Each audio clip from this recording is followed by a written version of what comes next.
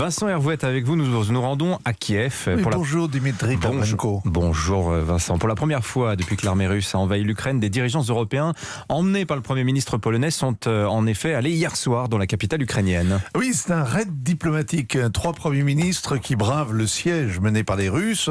Ils ont manifesté physiquement leur soutien aux dirigeants ukrainiens.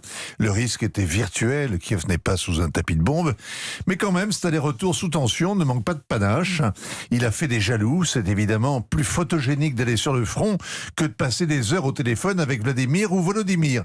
Autrefois, pour se moquer des reporters qui jouaient les matamors, on disait « derrière moi la guerre ». Désormais, on peut en dire autant des dirigeants qui se risquent sur le champ de bataille. François Mitterrand avait donné l'exemple à Beyrouth il y a 40 ans en allant se recueillir devant la dépouille des parachutistes tués par le Hezbollah. Alors en tout cas hier, la visite avait de quoi affoler les services de sécurité rapprochés des premiers ministres polonais, tchèques et slovènes. 3 premiers ministres ennemis, puisque le chef du gouvernement polonais a été flanqué de son vice-premier ministre Jarosław Kaczynski, le véritable homme fort de la droite polonaise.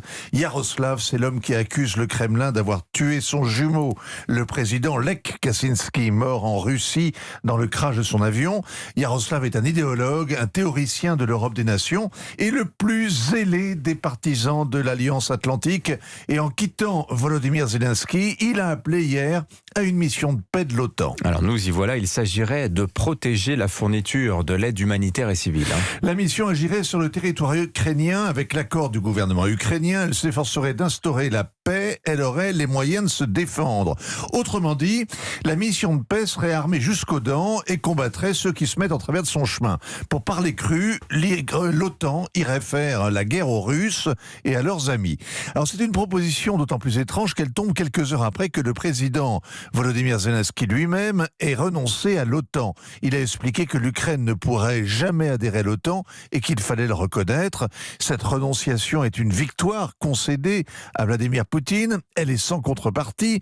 Mais pour qu'elle soit effective, il faudrait quand même amender la constitution ukrainienne qui en fait état, proclamer la neutralité du pays et que la Cour constitutionnelle valide le tout. Jusqu'ici, Volodymyr Zelensky n'avait pas de majorité pour voter ce changement de cap et il en a encore moins sous les bombardements. Grâce aux Polonais, l'OTAN est donc sortie hier par la grande porte du palais présidentiel et revenue aussitôt par la fenêtre dans la soirée. Alors l'OTAN justement doit se réunir autour de Joe Biden dans une semaine à Bruxelles, le 24 mars, donc en marge d'un Conseil européen spécialement convoqué pour parler de l'Ukraine. Oui, la menace russe aura solidifié ce front uni tout en révélant l'impuissance de l'Alliance comme l'impuissance de l'Union à empêcher la Russie de semer le chaos.